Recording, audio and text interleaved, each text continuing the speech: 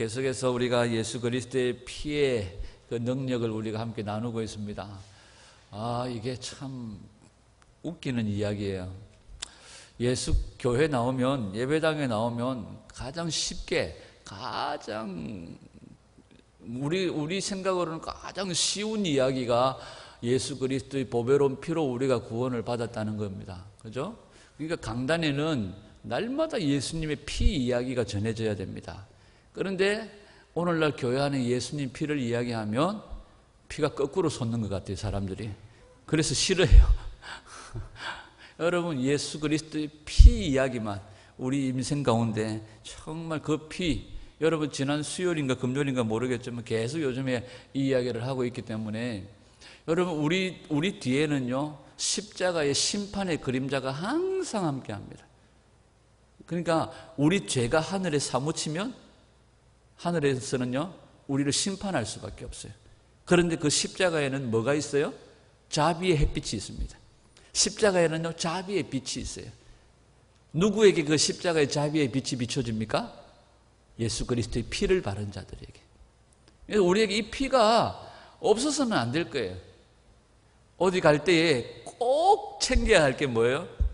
여러분 여행을 떠난다고 하십시다. 자, 김병영 집사님이 아들 보러 여행을 떠났는데 가장 먼저 뭘 챙겨요? 역시 성경책. 여러분 오늘날 여러분들의 모습들은 한 2박 3일 1박 2일 어디를 출발할 때에 가장 먼저는 아니겠지만 가장 소중하게 챙기는 게 뭐예요? 핸드폰 배터리, 핸드폰 충전기. 가다가도 차를 타고 동네 바깥에 나가다가도 충전기 안 가져왔다. 충전기. 여보 충전기 안 가져왔다. 차 돌리라 해가지고 챙길 정도로 소중하게 여기지만 예수님의 보배로운 피, 말만 보배로운 피지 우리 삶 속에 예수님의 피가 정말 보배로운 피가 맞는지 생각해 봐야 될 것 같아요. 자, 구약 시대에는요 하나님께서 누구를 보내셔서 계속해서 말씀하십니까? 선지자들을 통해서 말씀하세요. 이 선지자들이 인간의 삶 속에 들어와서 활동하는 것을 인간들은 별로 안 좋아합니다. 그죠? 목사님이 일주일에 한 번만 만나야지. 아니, 일주일에 한 두세 번, 서너 번만 만나야지. 맨날 저거 집에 와서 죽치고 앉아있으면 피곤한 일이거든요. 그런 거 별로 안 좋아합니다. 목사님 축복해 주세요. 기도해 주세요. 하고 그냥 저거 집에 가봐야지. 따라와가지고 앉아보이소. 공부합시다. 개사고 맨날 이래서 하면 피곤한 거예요. 선지자가 인간의 삶 속에 들어와서 활동하는 것을 인간은 안 좋아합니다. 그런데 선지자를 보내셨던 하나님이 이제는 누구를 보내셨어요? 아들을 보내신 거예요. 예수님을 보내신 거예요. 더 강도가 세져 버린 거죠. 그래서 선지자와 예수님이 인간 세계에 들어와서 활동하는 것을 인간들은 별로 안 좋아한다는 거예요. 왜? 무슨 마음이 깔려 있는 거예요? 우리 영역에 침범하지 마세요. 그러니까 우리의 나라는 우리가 건설할 테니, 우리의 나라는 우리가 건설할 테니 선지자님, 예수님 너무 그렇게 개입하지 마세요. 이게 인간의 모습이라는 거죠. 교회도 마찬가지입니다. 교회도요, 그냥 교회도 어떤 교회를 원하느냐 하면 사람들끼리 그냥 친하게 지내는데 우리의 관계를 깨트리지 마세요. 복음이 들어가면 관계가 깨져 버려요. 복음이 들어가면 아버지와 아들과 원수가 되어져 버리고 딸과 엄마가 원수가 되어져 버려요. 그런데 우리끼리 서로 친하게 지낼 테니 예수님 너무 우리 인생 가운데 개입하지 마세요. 이게 교회 가운데서도 있는 마음들이라는 거죠. 지난 수요일 날 우리가 말씀드렸던 것처럼 하나님께서 우리를 이끌지 아니하시면 누구도 예수님께로 나올 수가 없습니다. 마태복음 6장 44절 한번 같이 읽어볼게요. 시작. 나를 보내신 아버지께서 이끌지 아니하시면 아무도 내게 올 수 없으니 오는 그를 내가 마지막 날에 다시 살리시리라. 여러분, 누구도 하나님께서 이끌지 아니하시면 아버지께로 올 자가 있다 없다. 그래서 지난 수요일에 무슨 말씀을 드렸습니까? 인간은요 누구도 예수님을 믿을 수가 없습니다. 인간은 누구도 예수님께 나올 수가 없어요. 뭐 하지 않으면? 하나님께서 이끌지 아니하시면. 우리가 하나님께로 나오려면, 예수님께로 나오려면 우리가 우리 힘으로 우리 자력으로 나올 수 없다는 거예요. 여러분들이 자력으로 나오셨습니까? 전혀 그렇지 않을 거예요. 여러분, 만약 어느 교회에 예수님이 오셔가지고 설교를 하신다면 여러분들 정말 좋아하시겠죠? 예수님은 저처럼 이렇게 설교 안 하시고 독사의 자식들아 이렇게 하십니다. 이 회칠한 무덤들아 개사고 막. 어떨 때는 상도 엎어봅니다. 예수님이 우리 교회 오셔가지고 설교하신다면 상당히 불편하십니다. 그리고 머리도 잘 안 깎아요. 막 기른 대로 그냥 길하가 다니고 막 옷도 끌고 다니시고 막 그러다가 딸딸이 쓰리파, 우리말로 딸딸이 쓰리파 샌들을 신고 다니십니다. 참 불편할 겁니다. 예수님이 교회 오시면, 오늘날 교회 오시면 많은 사람들이 모여가지고 희낙낙거리는 그 모임들을 다 깨버리실 거예요. 예수님 오시면 진짜 바쁘실 거예요. 교회마다 댕기시면서 막 상만 엎어도 막 주님 오늘도 한적한 곳에서 내가 상 엎는다고 어깨가 아픕니다. 아마 예수님 그러셨을 것 같아요. 여러분, 예수님과 선지자가 세상에 관여하는 교회는요 뭐냐 하면 뭘 선포하고 뭘 뒤집어 버립니까? 인간은요 인간의 불가능성을 우리에게 말씀한다는 거죠. 인간은 불가능하다는 거예요. 스스로 하나님께로 예수님께로 나올 수조차도 없는 존재, 스스로 자기 죄의 문제를 해결할 수조차도 없는 문제. 그러니까 한마디로 말하면 인간은 하나도 아무짝에도 쓸모없다는 것을 예수님이 다 드러내시기 때문에 그 얘기를 듣기 싫은 거예요. 인간은. 여러분, 우리가 교회도요 자력으로 출석할 수가 없는 겁니다. 오늘 이것을 예수님께서 깨트리시기 때문에 인간은 그걸 듣기 싫은 거죠. 여러분, 이 결과 마가복음 6장에 보면 예수님께서는요 사람들에게 배척을 받으셨습니다. 심지어 누구에게 배척을 받으십니까? 가족들에게 배척을 받으세요. 여러분, 한 가정에, 한 가문에 쉽게 예를 들어서 그렇습니다. 세상에서 존경받고 존중을 받고 세상에서 합당한 존중과 존경을 받는다는 전제하에서요, 여러분, 한 가문에 목사가 나온다는 것은요 그 가문의 영광일 수 있겠죠. 세상에서 그 목사라는 직분이 존귀와 영광을 받는다는 전제하에서 한 가문에 목사가 배출되어진다는 것은 영광이 되겠죠. 그런데 그 목사에게 진짜 복음이 전해지면 그 가문의 사람들은요 그 사람을 배척해요. 관계가 깨져버려요. 왜 그럴까요? 자기 자리가 빼앗겨버리기 때문에. 인간의 자리를 자기 자리를 빼앗겨버리기 때문에. 자, 가족과 친지들은요 자기 자리들이 있어요. 자기 원래 자리들이 있어요. 그런데 복음이 들어오면 그 자리를 깨트려버려요. 그 자리를 빼앗아버려요. 그러니까 빼앗기기 싫은 거예요. 결론적으로 말하면 예수님은 우리의 방석을 빼버리고 우리 엉덩이 밑에다가 뭘 끼워 넣으려고 하시느냐 하면 예수님의 보혈의 방석을 끼워 넣으려고 하는 거예요. 그런데 우리가 지금까지 앉아왔던 그 자리를 안 빼앗기려고 하는 거예요. 이런 싸움들이 우리 안에 계속적으로 있다는 겁니다. 우리가 계속해서 고집하던 자리들이 있습니다. 그것을 인간은 안 빼앗기려고 하는 거예요. 주님은 빼앗으려고 하는 겁니다. 우리와 주님 사이에 이렇게 빼앗으려고 하고 우리 엉덩이 밑에 주님께서 보혈의 자리를 끼워 넣으시려고 새로운 자리를 주시려고 하는 이런 싸움들이 있다는 것은 주님께서 우리를 찾아오셨다는 소망적인 이야기입니다. 그런데요, 가정과 가문 안에 우리가 예수님을 믿는 것 때문에 서로 형제와 친지와 친척들이 불화하게 되어지는 거예요. 그건 이유가 뭡니까? 그들이 가지고 있던 그들만의 자리를 복음이 빼앗아버리고 그들의 불가능성을 얘기하기 때문에 그들은 싫어한다는 거예요. 그래서 배척해버린다는 거죠. 여러분, 예수님과 선지자가 제시하는 것이 뭐냐면 다른 자리가 있다는 겁니다. 여러분, 성도는 성도가 앉아야 될 자리가 있습니다. 아멘. 시편 1편에 보면 악인의 자리에 앉지 아니하고 성도는 성도가 앉아야 될 자리가 있어요. 여러분, 하나님께서 미리 만들어 놓으신 자리들이 있습니다. 마귀는요 귀신에 맞는 자리가 있어요. 자, 우리가 예수 그리스도의 영으로 충만하게 되어지면 귀신들이 꼴값을 떨고 우리 안에 들어와서 활동을 하려하다가도 함부로 못해요. 그런데 귀신은요, 귀신에게 맞는 자리가 있어요. 여러분, 마가복음 5장에 보면 5장 12절 13절 한번 읽어볼까요? 마가복음 5장 12절 13절 시작. 이에 간구하여 이르되 우리를 돼지에게로 보내어 들어가게 하소서니 허락하신 데 더러운 귀신들이 나와서 돼지에게로 들어가매 거의 2,000마리 되는 떼가 바다를 향하여 비탈로 내리다라 바다에서 몰사하거나. 여러분, 군대 귀신 들린 자에게서 예수님이 귀신을 쫓아내 줍니다. 그런데 이 귀신 떼들이 예수님에게 사정사정을 해요. 우리가 들어갈 자리를 좀 마련해 주세요. 우리가 들어갈 자리를 마련해 주세요. 그랬더니 예수님이 저 돼지들이 있네요. 그러니까 돼지들에게로 들어가서 돼지들로 몰사시켜 버려요.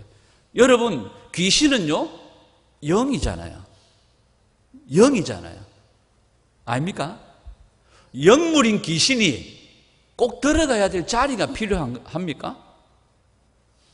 그냥 떠돌아다니면 되잖아요. 그냥 떠돌아다니면 되는데 귀신이 뭘 찾아요? 자리를 찾아요. 그러니까 하나님이 미리 만들어 놓으신 자리들이 있습니다. 하나님께서 거하시는 성도는 성도에 맞는 자리가 있고요. 귀신은 귀신에게 맞는 자리들이 있다는 겁니다. 그래서 귀신은요, 그가 그에게 맞는 자리들을 찾아요. 그래서 우리가 예전에 예수님을 모를 때에는 우리가 마귀에게 종노릇하고 살았습니다. 우리 모가지에 올라타가지고 우리를 이리저리 끌고 다니면서 나이트클럽 끌고 다니고 카바레 끌고 다니고 이러면서 우리를 마치 종처럼 부리고 살았던 거예요. 귀신은 귀신에게 맞는 자리가 있습니다. 그런데 예수님과 선지자가 와가지고 그 자리들을 깨버리는 거예요. 그 자리들을 깨버리니까 뭐가 일어나요? 충돌이 일어나는 거죠. 그리고 예수님과 선지자들이 배척을 받는 거죠. 오늘 우리도 마찬가지입니다. 우리 안에 제대로 복음이 들어오면 친지와 주변 사람들에게 배척을 받아요. 야야, 뭐 보니까 예배당에 보니까 이상하게 뭐 옛날에 제사드리던 거 그만 나왔던 뭐 이런 식으로. 여러분, 우리가 이게 진짜 복음이 들어오면 이게 부딪히게 되어 있습니다. 왜? 자리 싸움이에요. 자리 싸움. 여러분, 예수님께서 우리에게 제시하는 바른 자리가 뭐겠습니까? 여러분, 선지자와 예수님은요, 다른 거 필요 없습니다.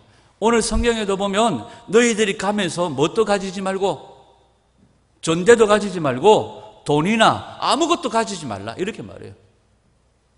그런데 이 사람들이 가면서 그래도 한 4달러는 가지고 왔으면 좋겠는데 4달러 이러면서 돌아다니는 그런 쓸쓸한 인생들이 아니에요. 사도 바울의 고백을 보세요. 뭐 할 줄도 알고 자기가 이 비천에 처할 줄도 알고 풍부에 처할 줄도 알고 자기는 자족하는 법을 배웠다고 말하는 거예요. 있으나 없으나 그게 소용없다는 거예요. 뭐 때문에 만족하는 거예요? 예수님 때문에 만족하는 거예요. 자기를 복음의 일꾼으로 부르신 것을 만족하는 거예요. 그래서 예수님이나 선지자는요, 오직 하나님께서 보내신 복음 때문에 그걸로 만족하고 고마워하는 거예요. 오직 하나님의 말씀만으로 고마워하는 자들이 예수님하고 선지자의 모습입니다. 저와 여러분들은 어때요? 아멘이죠? 여러분, 선지자들은요, 모든 것을 잃어버려도, 목숨까지 잃어버려도 아무 상관이 없는 자들이에요. 사도 바울도 많은 제자들도요, 순교를 당하고 목뱀을 당하고 죽임을 당하여도요, 목숨까지 잃어도요, 예수님 때문에 그 잃어버린 목숨 전혀 상관없다는 거예요. 오히려 기뻐하는 거예요. 오히려 즐거워하는 거예요. 이게 무슨 모습이에요? 예수님과 선지자의 모습이에요. 이게 예수님께서 오늘 우리에게 제시해 주시는 우리의 모습인 줄 믿습니다. 이게 오늘 우리에게 제시하시는 인간의 진짜 모델입니다. 오직 말씀만으로 고마워하고 오직 말씀만으로 즐거워하고 예수님 때문에 우리의 모든 것을 잃어버려도 우리의 목숨까지 잃어버려도 아무 상관없는 것이 바로 예수님께서 우리에게 보여주시는 인간의 모델이라는 거예요. 아멘입니까? 여러분, 이것이 하나님이 제시하신 자리입니다. 우리가 추구해야 될 자리가 바로 이거예요. 그런데 인간은요, 세상 사람들은요, 자기 목숨을 잃어버리는 걸 죽는 것 같이 싫어해요. 자기 소유를 빼앗기는 것을 죽는 것 같이 싫어해요. 그런데 성도들은요, 복음이 내 안에 들어오면 퍼주고 나눠주고 구워주고 베풀고 섬기는 자가 되어져 버리는 거예요. 세상 사람들이 볼 때는 미친 것처럼 보이죠. 사도행전 4장 5장에 보면 그들이 가지고 있는 소유를 팔아가지고 가난한 자들에게 나눠주는 장면들이 있습니다. 여러분, 자기 밭을 팔고 자기 소유를 팔아가지고 가난한 자들과 나누고 함께 쓰는 것들이 쉬운 일입니까? 아닙니다. 예수님이 자기 안에 들어와서 자기 자리를 빼앗겨버리고 예수님의 자리로 바뀌어진 사람들의 결과입니다. 이것이 예수님이 우리에게 보여주신 자리의 모습이죠. 오직 하나님 말씀만으로 고마워하고 오직 그 예수님 때문에 나의 목숨을 잃어버려도 아무 상관없는 이것이 성도들의 모습이에요. 이것이 원래 인간의 자리라는 거죠. 자, 예수님이 우리에게 제공하는 진짜 모델이 뭔지를 한번 살펴보겠습니다. 출애굽기 4장 22절에서 23절 시작. 너는 바로에게 이르기를 여호와의 말씀에 이스라엘은 내 아들 내 장자라. 내가 내게 이르기를 내 아들을 보내어 주어 나를 섬기게 하라 하여도 내가 보내주기를 거절하니 내가 네 아들 네 장자를 죽이리라 하셨다 하라 하시니라. 아멘. 자, 여러분 보십시오. 하나님께서 바로의 장자와 바로의 아들들을 왜 죽이십니까? 오늘 성경 말씀에 왜 죽이세요? 내 아들을 안 내놓으니까 네 아들 죽여버리겠다는 거예요. 한마디로 말하면 하나님께서 벌리시는 일들은요 뭐냐면 오직 자기의 아들 만드는 일입니다. 당신의 아들을 만드는 일이에요. 이 아들 만드는 일에 누구라도 걸림이 되면 다 죽여버립니다. 바로도 죽여버립니다. 뭐 하는 일에 걸림이 되면 자기 아들을 만드는 일에 방해되면 하나님은 그들을 공격하시는 거예요. 이게 성경의 이야기들입니다. 여러분, 인간의 뜻과 하나님의 뜻은요 천지차이입니다. 아예 딴판입니다. 기존의 인간들은요 자기 자리를 넓히고 자기 자리를 확장해 나가는 것이 인간의 자리입니다. 그런데 하나님은요 그게 아니에요. 하나님은요 오직 벌리시는 일이 뭐예요? 자기 아들 만드는 일이에요. 인간이 원래 교회를 찾아 나올 때에도요 뭐 하기 위해서 나옵니까? 하나님 이제 내 자리를 버립니다. 하나님의 자리와 교체시켜 주세요. 이게 아닙니다. 원래 인간이 원래 교회 나올 때는 자기 자리를 교체하려고 나오는 게 아닙니다. 자기 자리를 더 확장하려고 나옵니다. 그래서 하나님이 필요한 거예요.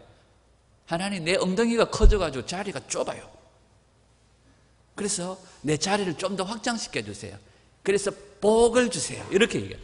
그래서 인간이 교회 나오는 이유는 자기 자리를 확장하는 거예요. 그런데 하나님은 하시는 일이 뭡니까? 자기 아들을 만드시는 일들입니다. 여러분, 하나님께서는요 사람들로부터 다 빼앗기고 배척을 받으면서도 오직 하나님의 복음만을 즐거워하는 자들, 모든 것을 다 잃어버려도 말씀만을 즐거워하는 이들, 목숨까지 잃어버려도 오직 그 목숨만 잊어버려도 그것으로 인하여 즐거워하는 자들, 그들을 통하여서 주님은 하나님의 아들을 삼으십니다. 오늘 우리가 그런 자들이 되기를 원합니다.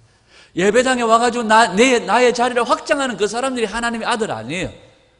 오직 하나님의 말씀만으로 즐거워하고 내 모든 것을 다 잃어버려도 복음을 즐거워하는 그 사람들, 그들을 통하여 주님은 하나님의 아들을 만드시고 하나님의 나라를 세워가시는 겁니다.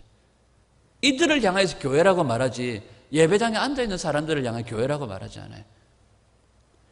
여러분, 교회도요, 오늘날의 교회도요 마치 경영을 하듯이 식당을 경영하듯이 친절해야 되고 깔끔해야 되고 맞죠? 그거 맞죠? 정직해야 되고 이 세상적인 기준으로 교회를 이렇게 경영해 나가려고 하는 그런 습관들이 있습니다. 그래서 마치 성공한 어떤 단체나 사업체나 이런 교회들처럼 교회가 그렇게 되어져야 된다고. 맞을 수도 있겠죠. 그런데 꼭 그런 경우에는요 나중에 어떤 결과가 나타나냐면 주인이 생겨요. 주인이. 여기까지는 내 교회요, 저기까지는 너의 교회요. 내가 여기에 투자한 나의 지분이 얼만데 교회에 주인이 생겨버려요. 자기 자리를 넓혀버리는 거죠. 여러분, 하나님은요 출애굽기에서 여러분 누가 아들입니까? 누가 아들이에요? 이스라엘이라고 다 아들이 아니잖아요. 이스라엘 유대인이라고 다 하나님의 아들이 아니었어요. 출애굽 때에는 잡족들도 따라 나왔어요. 여러분, 우리가 잘 아는 유다 지파의 지도자였던 갈렙 형님도 원래 어디 족속입니까? 그니스 족속입니다. 이방인이에요. 그런데 출애굽할 때 저 아버지가 야야야, 하나님이 살아 계신갑다. 보따리 싸라. 하나님이 이 애굽을 심판하신다 하고 아마 보따리 싸서 나온 것 같아요. 여러분, 누가 하나님의 아들입니까? 피를 바른 자들이 하나님의 아들이에요. 피를 바른 자들이 하나님의 아들이에요. 여러분, 계속해서 우리가 설교하는 예수 그리스도의 피가 증거되어져야 돼요. 피를 바른 자들이 아들이라는 겁니다.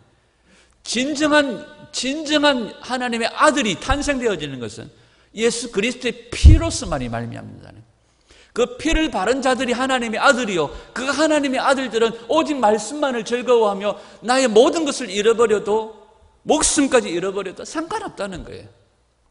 이 믿음의 고백을 할 수 있는 것이 하나님의 아들이라는 거죠. 예수님은 우리가 깔고 있는 방석을 빼버리시고 우리의 죄의 방석들을 빼버리시고 예수님의 피의 방석을 우리들에게 깔아주신다는 거예요. 아, 예수님 왜 이러십니까? 왜 이러십니까? 이건 겸손이 아니라 불신앙이에요. 자리 바꿔야 돼요. 우리 방석 빼버리고 예수님의 피의 방석을 깔고 앉아야 우리가 진정한 하나님의 아들인 줄 믿습니다. 우리가 주님 앞에 안 된다고, 내 자리 빼앗지 말라고, 그래도 아직 쓸만하다고, 나의 나라는 내가 만들어 갈 거예요, 손대지 마세요. 끊임없이 예수님과 우리 가운데 저항이 일어났다는 것은 이미 주님께서 우리 안에 하나님의 아들 만들기 작업이 시작된 겁니다. 여러분, 이 하나님이 하시는 일은 이 아들 만들기. 하나님의 아들들은 누굽니까? 예수님의 피를 바른 자들이에요. 정말 예수님의 피가 소용이 없는 게 아니에요. 오늘날 2000년이 지난 오늘날에도 예수님의 피는 여전히 효력이 있고 능력이 있는 줄 믿습니다. 이 피에 놀라운 능력을 자랑하고 증거하는 은혜가 있기를 축복합니다. 오늘 예수님께서 제자들을 보내시면서 제자들에게 뭘 줍니까? 귀신을 제어하고 귀신을 쫓는 권능을 주세요. 여러분, 귀신은 무슨 귀신입니까? 우리가 예를 들어 귀신을 쫓아낼 때에 오늘 성경에 보면 제자들을 보내시면서 예수님께서 귀신을 제어하는 권능을 주셨는데 그 귀신이 무슨 귀신이에요? 더러운 귀신이에요. 더러운 귀신. 더러운 귀신을 내어 쫓는 권능을 주신 거예요. 제어할 수 있는 권능을 주셨다는 거예요. 여러분, 이 세상에 예수님이 오지 않았다면 이 세상은 어떻게 우리가 판단할 수 있느냐 하면 어떤 사람들에게는 참 살기 어려운 세상, 어떤 사람들에게는 살기 쉬운 세상, 좀 더 쉬운 사람, 좀 더 어려운 사람, 이렇게 구분이 되어졌을 겁니다. 그런데 예수님이 오시고 난 다음에는 세상을 향한 기준이 완전히 바뀌어져 버렸어요. 어떻게 바뀌어져 버렸습니까? 더러운 세상, 거룩함, 더러운 것과 거룩한 걸로 구별되어져 버렸어요. 좀 살기 좋은 세상, 살기 어려운 세상이 아니라 예수님이 오셔가지고 나서는 세상을 향하여서 더러운 세상이라고 말씀하세요. 마태복음 5장에 보면 너희는 세상의 빛과 소금이라고 말하잖아요. 빛이라고 말하는 그 말씀 속의 전제가 뭡니까? 세상이 어둠이라는 거예요. 지금까지 세상에서 살아가는 사람들은 어둠이다, 빛이다 생각을 못했어요. 아, 살기 좋다, 어렵다 이 정도로만 생각했는데 예수님이 오셔가지고는요, 너희들이 어둠이다 말해버려요.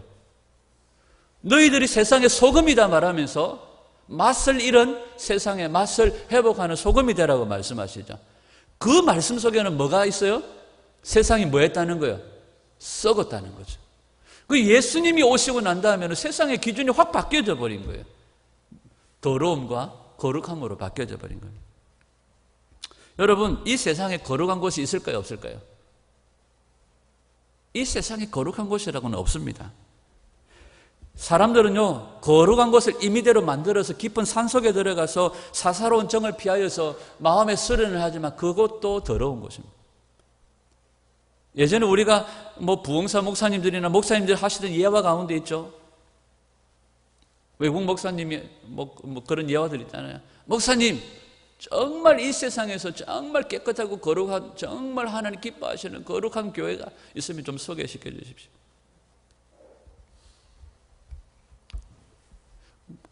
그런 곳이 있다고 할지라도 네가 가면 그때부터 그 교회는 거룩한 교회가 아니다. 뭐 이런 예화 들어보신 적 있으시죠? 이 세상에는 거룩한 곳이 없습니다. 우리가 아무리 이 세대와 구별하여 산속으로 들어가서 혼자서 라면끼리 묵고 뭐 칡뿌리 쌀만 먹어도 그것도 여전히 더러운 것입니다. 여러분, 사실 거룩한 곳은 따로 있습니다. 어딜까요?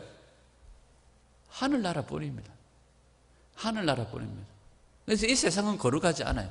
그런데 획기적인, 요즘 뉴스에도 안 나와요.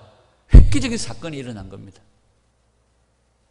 이 세상에는 거룩한 곳이 존재하지도 않는데, 하늘나라 밖에는 거룩한 곳이 없는데, 그 하늘나라에 거룩하신 분이 거룩을 가지고 세상으로 내려와 버리신 거예요.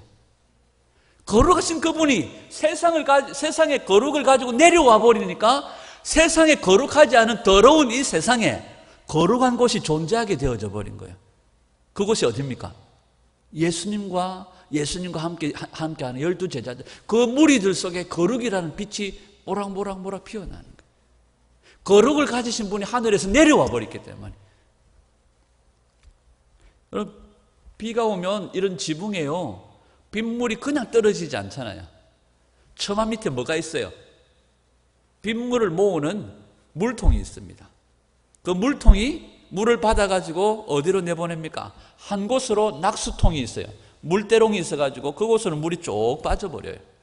마치 이 세상이 그런 겁니다. 하나님 나라의 거룩을 가지고 예수님이 이 땅 가운데 마치 물통에 쫙 그쪽으로만 싹 빼가지고 물통에 물이 그 낙수통을 향하여 그곳으로만 빠지도록 한 것처럼 예수님께서 거룩을 가지고 이 땅에 오심으로 예수님과 함께한 그 무리들 속에 거룩이 임하게 되어진 거예요. 거룩이. 그런데 세상은요, 거룩이 없음이 아니라, 거룩의 반대 거룩이 없음이 아니라 세상은 뭐라고 얘기합니까? 더럽다고 얘기를 하는 거예요. 예수님은 더럽다고. 여러분, 예수님은요, 예수님과 함께한 그 주변의 무리들만 거룩하고 그 나머지는 더럽다고 예수님께서 단정할 수 있는 이유가 뭐냐? 여러분, 우리가 구약 성경에 보면 옛날에 우리가 이스라엘 나라를 주님은 무슨 나라라고 부릅니까? 이스라엘을 무슨 나라라고 불러요? 거룩한 나라. 자, 다시 이스라엘 전체를 향해 하나님이 뭐라고 부르세요? 출애굽기 19장에 보면 너희는 거룩한 나라가 될 것입니다. 이스라엘 나라 전체를 거룩한 나라가 될 것이라고 말해요. 베드로전서 2장 9절에 너희는 왕같은 제사장이요, 거룩한 소유요, 나의 백성이. 우리를 향해 뭐라고 말해요? 거룩한 주님의 소유라고 말해요. 이스라엘 나라 전체가 진짜 거룩합니까? 여러분, 성경을 한번 읽어보십시오. 이스라엘 나라가 거룩합니까? 안 거룩해요. 그런데 왜 하나님이 이스라엘 나라를 거룩하다고 말씀하십니까? 뭐 때문에 그래요? 성소 때문에 그래요. 성전에서 무슨 일이 일어납니까? 제사장들이 그곳에서 제사를 드립니다. 성소에서 제사장들이 제사하는 그 작업의, 그 제사의 효력 때문에 나머지 공간마저도 뭐라고 불러주시는 거예요? 거룩하다고 불러주시는 거예요. 여러분, 특정 공간이 아니고 특정 공간이 거룩하게 되어지는 이치는요, 바로 이 원리가 있습니다. 성소에서 제사장들이 제사를 드리는 그 효력 때문에 나머지 공간이 거룩하게 되어지는 거죠. 여러분, 모세가요, 하나님의 산에 율법을 받으러 올라갑니다. 높은 산에 올라가서 하나님을 대면하여 40일 동안 주야로 먹지도 않고 마시지도 않습니다. 그 공간은 무슨 공간이에요? 완전 거룩 그 자체입니다. 주님과 함께하는 그 자체죠. 여러분, 그곳에서 모세의 얼굴은 빛이 나요. 바로 그곳은요, 진정한 아름다움과 거룩이 있는 장소입니다. 그런데 산 밑에서는 무슨 일이 벌어집니까? 금송아지를 만들어가지고 우상숭배를 저지르는 거예요. 여러분, 그런데 이걸 수직적으로 보면요, 높은 곳에 있는 모세는요, 참 거룩을 경험하고 진짜 거룩을 누린, 땅 속에 있는 사람들은요, 더러움으로 우상숭배하고 있는 거예요. 그런데 이 수직적으로 되어져 있는 이 장면을 수평적으로 나와버리면 어때요? 이 한 모퉁이에서 거룩함이 있고 한쪽에서는 더러움이 있는 거죠. 이와 마찬가지로 여러분, 주님께서 우리에게 뭘 말씀하시려고 하느냐면, 오늘 모세는요, 좀 산 속에서, 산 위에서 누구를 위하여 있습니까? 하나님을 위하여 있는 거예요. 하나님을 위해서 있는 거예요. 그런데 땅 밑에 있는 저 사람들은 누구를 위해서 있어요? 자기 자신을 위해서 있는 거예요. 그럼 오늘 피를 바른 성도는 누구를 위해서 살아야 돼요? 하나님을 위해서 살아야 돼요. 그런데 오늘 세상은요, 온통 자신을 위해서만 살아요. 여러분, 하나님을 위해 사십니까? 여러분들 자신을 위해 하나님을 이용하십니까? 하나님을 위해서 사는 자가 하나님의 아들인 줄 믿습니다. 여러분, 하나님만이 거룩하고 우리는 거룩하지 않다는 것을 인정하는 자가 하나님의 아들들입니다. 우리는 절대로 거룩하지 않습니다. 주님, 나는 전혀 거룩하지 않습니다. 여러분, 하늘에 있던 거룩이 이 세상 가운데로 침투해 내려오셨습니다. 오늘 본문에 보면 예수님께서 두벌옷을 입지 말고 지갑도 가지지 말고 어느 집에 가거든 평안을 빌고 그 집에서 주는 것을 얻어먹으라. 참 어려운 삶입니다. 저는요, 중학교 한 1학년, 2학년 때까지는 너무 집에서 얻어먹는 걸 밥 먹듯이 했습니다. 아니, 얻어먹는 게 아니라 내가 가서 퍼묻습니다. 그런데 어느 순간에 제가 무슨 계기인지 모르지만 제 성격이 완전히 달라져 버렸어요. 남에게서 이렇게 싫은 소리, 안 좋은 소리 듣는 게 상당히 불편해요. 그래서 해야 할 말도 어떨 때는 제대로 못합니다. 그래서 남들이 주는 것도요, 눈치 보면서 먹어요, 요즘에. 집에서도요, 집에서 제가 알아서 먹어요. 어디 가서요, 초대받아가지고 제가 초대받아가지고도 가잖아요. 근데 옛날에는 숨겨놓은 것까지도 내놓으라 해가지고 먹었는데 요즘에는요, 차려준 것도요, 눈치 보면서. 근데 이게 별로 안 좋아졌어요. 여러분, 오늘 이 세상 가운데 하나님이 거룩이 침투해가지고요, 그 예수님과 함께한 그 무리들 속에 거룩이 있는 거예요. 이제는요, 예수님이 두벌옷도 입지 마라, 지갑도 가지지 마라, 어느 집에 들어가서 얻어먹는 식으로 살으라고 말씀하시는 거예요. 그런데 꼭 한 가지 가지라고 말한 게 있어요. 뭘 가지라고 말합니까? 오늘 본문에 다른 거 다 가지지 말라 그렇게 말했는데 뭐 한 가지만 가지라고 말해요. 뭐죠? 지팡이. 여러분, 이 그림이 무슨 그림이에요? 아무것도 없고 지팡이만 들고 있는 그림이 무슨 그림입니까? 언제든지 언제라도 곧장 이 세상을 아무 염려 근심 없이 훌쩍 떠날 수 있는 삶의 모습인 거죠. 이게 하나님의 아들의 모습입니다. 제가 저희 집사람하고 결혼을 해가지고 가장 이제 처음 섬겼던 교회가 구미에 있는 이제 학상이라고 하는 동네에 자그마한 그 시골도 아니고 도시도 아니고 약간 시골이죠 뭐. 그 교회에서 처음 사역을 시작해가지고 이제 새로 이제 결혼을 해서 다른 곳으로 부임한 데가 진주에 있는 금산교회라고 하는 교회입니다. 지금 가보니까 그 금산이 완전 도시가 되어져 버렸어요. 옛날에는 막 고추밖에 없었는데 온 밭이 고추밭이었어요. 하우스 고추밭이었는데 그때 당시에 갓 결혼을 했으니까요. 25년, 5, 6년 됐네. 갓 결혼해가 전도사가 살림이 뭐가 있어요? 그때 제가 자취할 때 쓰던 저희 어머니가 사준 냉장고가 있었습니다. 200 몇십 리터짜리였어요. 요즘 200 몇십 리터는요, 진우키만 할까요? 진우키보다 좀 클까요? 그 정도입니다. 요즘 거의 냉장고가 5, 600, 600, 700 뭐 이렇게 하잖아요. 근데 저희 어머니가 결혼하면 쓸 거니까 냉장고 좀 큰 거 사라 해가지고 그때 200 몇 리터짜리를 그때 샀었어요. 근데 전도사 짐을 다 실으니까요, 2톤 트럭에 싣고 2톤 트럭에 자리가 남아요. 그 짐을 싣고 새로운 사역지에 딱 부임을 했는데 이삿짐을 풀기도 전에 목사님이 저를 부르시는 거예요. 그래서 저를 아주 호통을 치시더라고요. 저희 집사람하고 둘 다 불러가지고 아주 나무라시더라고요. 너희가 십자가의 길, 골고다의 길을 갈 텐데 이런 큰 냉장고를 가지고 어떻게 십자가의 길을 갈 거냐고. 말을 대꾸는 못하고, 내가 십자가 지고 가는데 냉장고는 왜 지고 가는데, 냉장고 지고 갈 것도 아닌데 냉장고 가지고 왜 십자가의 길을 얘기하냐고 그랬던 적이 있습니다. 네, 예수님은요 오늘 우리에게 더 심한 말을 하시는 것 같아요. 더 심한 말을 하세요. 언제라도 훌쩍 떠날 수 있는 그런 상태를 가진 자의 모습들을 우리에게 보여주고 있는 거예요. 언제라도 훌쩍 떠날 수 있는. 여러분 지팡이 하나밖에 가진 것이 없으면 여러분 부부싸움 할 일도 없어요. 부부가 어디 가려고 하면 남자는요 새벽 아침부터 나와가지고 지 얼굴만 씻으면 되거든요.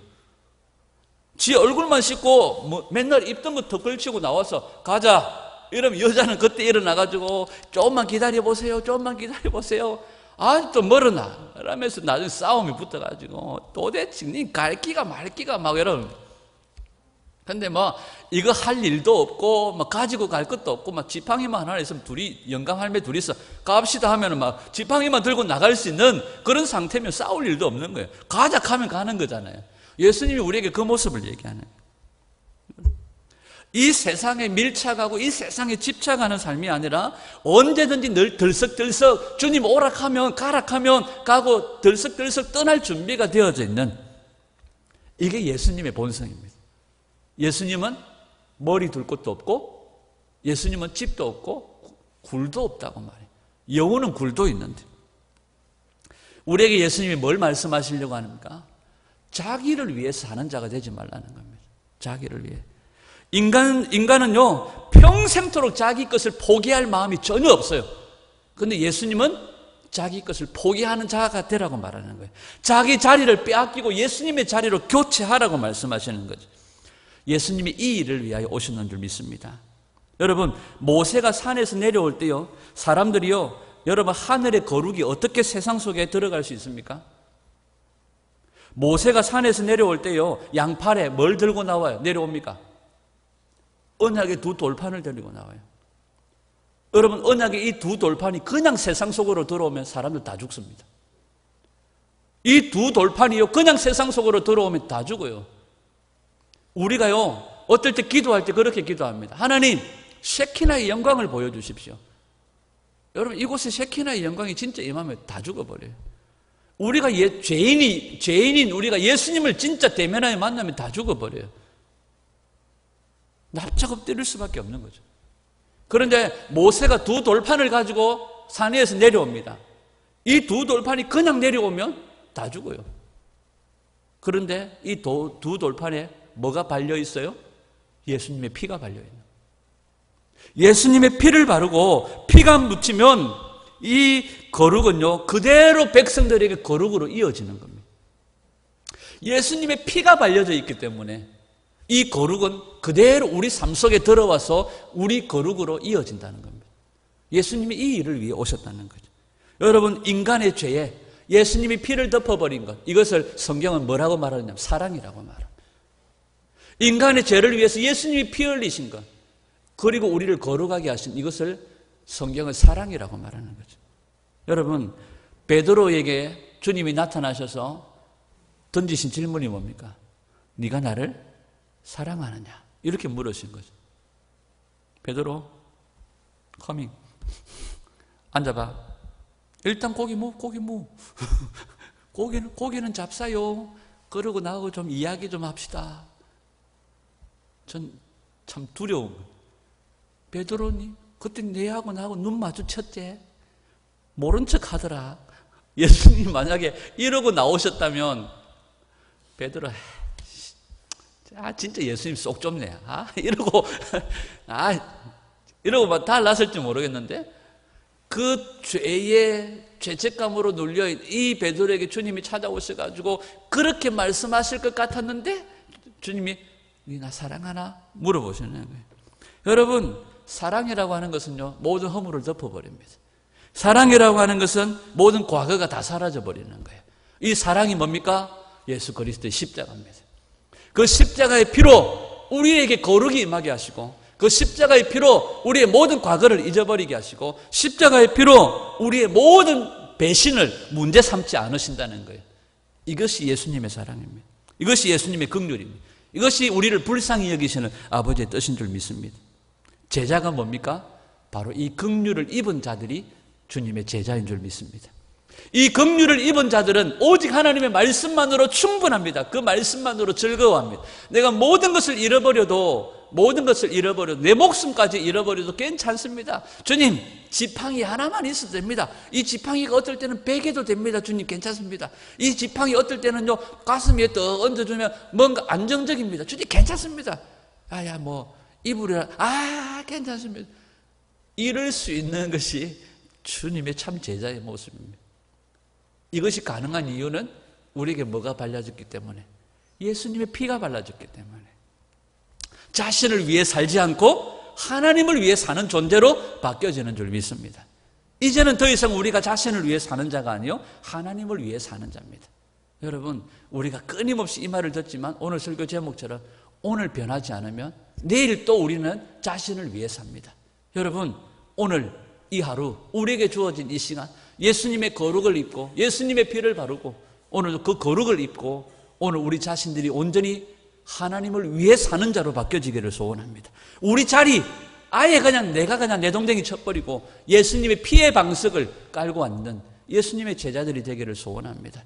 예수님의 피를 바른 아들로서 이제는 자신을 위해 살지 않고 하나님을 위해 사는 그런 복된 성도로 오직 하나님 말씀만으로 고마워하며 내 모든 것을 다 잃어버려도 주님 지팡이 하나면 됩니다.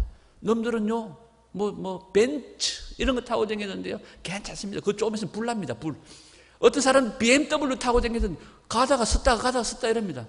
왠고 물어보니까 불 날까 싶어갖고.